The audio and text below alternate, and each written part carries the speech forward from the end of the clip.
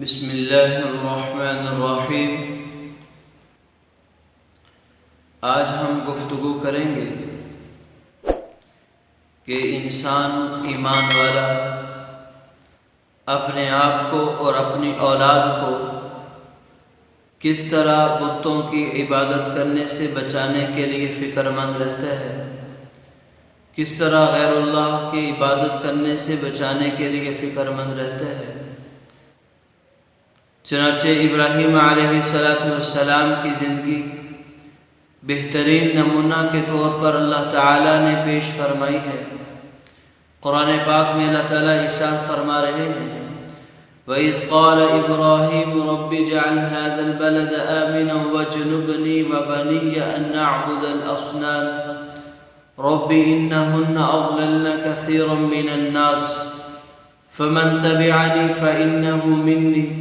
وَمَنْ عَصَانِي فَإِنَّكَ غَفُورٌ رَحِيمٌ۔ تو ان آیات میں سے جو بات سمجھ میں آتی ہے، ابراہیم علیہ السلام اللہ سے کہہ رہے ہیں وَجُنُبْنِي وَبَنِيَّ، یا اللہ مجھے اور میرے بیٹوں کو أَن نَّعْبُدَ الْأَصْنَامَ، بتوں کی پوجا کرنے سے ہم سب کی حفاظت فرما۔ آپ اندازہ لگائیں، ابراہیم علیہ السلام جو خلیل اللہ ہیں، جو اللہ نے اپنا خلیل جن کو منتخب کر لیا، اور بیٹے بھی عام بیٹے نہیں بلکہ اسماعیل علیہ السلام، اسحاق علیہ السلام، ایسے پاکیزہ بیٹے کے جن کو اللہ نے نبوت عطا کی، لیکن ابراہیم علیہ السلام اپنی ذات پر اور اپنی اولاد پر کس قدر خوف کیے ہوئے ہیں کہ کہیں ہم بت پرستی میں نہ پڑ جائیں، کہیں ہم بتوں کی پوجا کرنے میں نہ لگ جائیں۔ تو جب ابراہیم علیہ السلام جیسی ہستی اللہ تعالیٰ سے ہر قسم کے فتنے، خاص طور پر شرک اور غیر اللہ کی عبادت کے فتنے سے اللہ سے پناہ مانگتے ہیں، تو مجھے اور آپ کو تو بہت زیادہ پناہ مانگنے کی ضرورت ہے۔ ہمیں تو اللہ تعالیٰ سے بہت زیادہ دعا مانگنے کی ضرورت ہے۔ ایک طرف تو اللہ تعالیٰ نے یہ پیغام دیا کہ تم اپنی ذات پر اور اپنی اولاد کے بارے میں پرامن نہ ہو جانا، کہیں کچھ نیکی کے کام کر کے، تقوی کے کام کر کے، پرہیزگار بن کر کہیں پرامن نہ ہو جانا کہ فتنہ کبھی بھی کسی انسان کو اپنے لپیٹ میں لے سکتا ہے۔ کفر و شرک کی جب ہوائیں چلتی ہیں، اس کی لپیٹ میں بڑے بڑے عابد، بڑے بڑے زاہد، بڑے بڑے عبادت گزار اور بڑے بڑے نیکی اور تقوی پر چلنے والے آ جاتے ہیں۔ اس لیے ایک تو یہ بات سمجھ میں آتی ہے کہ جب اتنی بڑی ہستی ابراہیم علیہ السلام وہ کانپ رہے، اللہ سے دعا مانگ رہے کہ اللہ ہمیں بچا لینا، یا اللہ ہم اپنی اس بات پر گھمنڈ میں نہیں ہیں کہ ہم بڑے اولو العزم پیغمبر ہیں، ہمارے ساتھ براہ راست وحی کے ذریعے بات ہوتی نہیں، یا اللہ ہم اس قدر اپنے آپ کو کمزور سمجھے ہوئے ہیں، ہم آپ کی بارگاہ میں التجا کرتے ہیں، اللہ ہماری حفاظت فرما۔ ان نعبد الاصنام، صرف بت ہی کی عبادت سے پناہ نہیں مانگی بلکہ اللہ تعالیٰ سے دعا مانگ رہے ہیں۔ ہر غیر اللہ جس کو انسان نے اپنا مشکل کشا سمجھا وہ انسان کا بت ہے، جس کے سامنے انسان مصیبت کے وقت جا کر ماتھا ٹیکتا ہے وہ انسان کا بت ہے، جس چیز کو انسان نفع نقصان کا مالک سمجھتا ہے وہ انسان کا بت ہے، جس چیز سے انسان نے امیدیں وابستہ کر رکھی ہیں وہ انسان کا بت ہے۔ وہ انسان چاہے وہ اللہ کی ذات میں شریک ٹھہرائے، چاہے اللہ کی صفات میں شریک ٹھہرائے، ہر طرح کا شریک ٹھہرانا وہ ان نعبد الاصنام کے زمرے میں آتا ہے۔ اس لیے انسان مسلمان کو چاہیے ہمیشہ اللہ تعالیٰ اس کے سامنے عاجزی انکساری والی کیفیت سے دعا مانگے کہ اللہ یہ جو نیکی پر چل رہا ہوں اس میں میرا کوئی کمال نہیں، یا اللہ اس نیکی پر آپ نے چلایا ہے، اور گناہوں سے خاص طور پر غیر اللہ کی عبادت سے آپ ہی مجھے بچائیں گے، لہذا آپ مجھے اور میری اولاد کو ان تمام غیر اللہ کی عبادت سے محفوظ رکھیں۔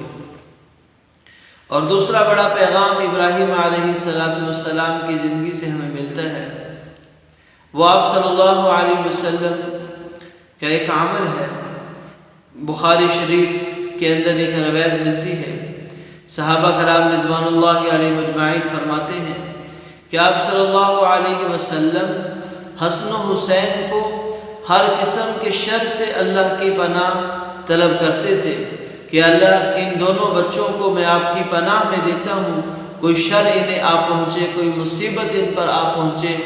کوئی شیطان ان پر حملہ آور ہو۔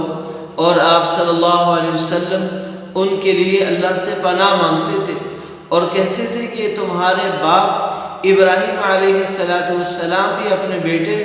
اسماعیل علیہ السلام اور اسحاق علیہ السلام کے لیے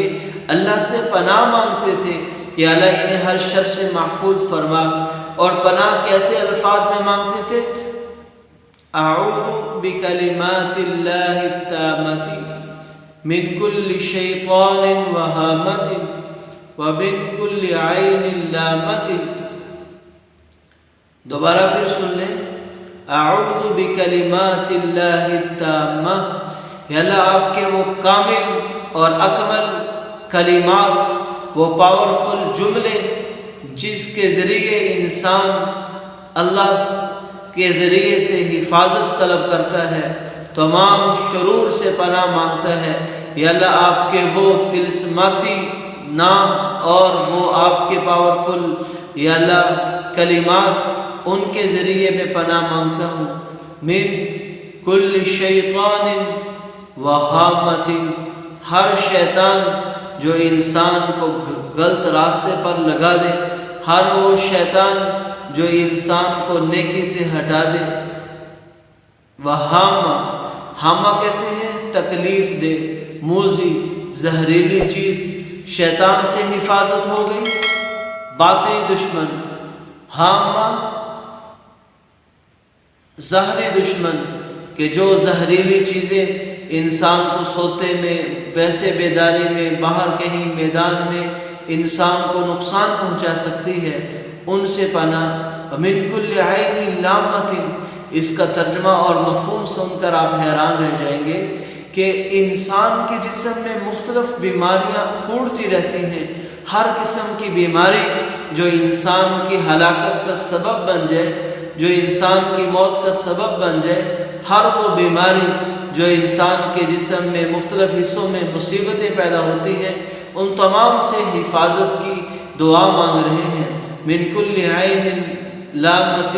اور ہر وہ آنکھ جو دکھ تکلیف پہنچا دینے والی ہو۔ تو یہ اتنی جامع دعا ہے ابراہیم علیہ السلام۔ اس دعا سے بھی عاجزی ٹپک رہی ہے،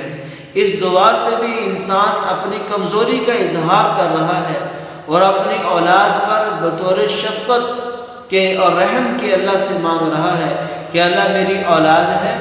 اسے شیطان کے حملے سے محفوظ فرما، یا اللہ میری اولاد ہے، اسے ہر قسم کے حادثات سے محفوظ فرما، یا اللہ میری اولاد ہے، اس کے جسم کو ہر قسم کی بیماری سے، آفت سے محفوظ فرما۔ تو یہ مسلمان کو اللہ تعالیٰ نے ان اتبع ملت ابراہیم حنیفہ، مسلمان ابراہیم علیہ السلام کی زندگی کی اتباع کریں۔ تو آج ہر والد کے ذمہ ہے، ایک تو اپنی اولاد کے لیے یہ دعا مانگے کہ اللہ انہیں ہر قسم کے غیر اللہ کی عبادت کرنے سے محفوظ فرما، دوسرا اپنی اولاد کو اللہ تعالیٰ کی پناہ میں دے کر رکھے، ہر شیطان سے،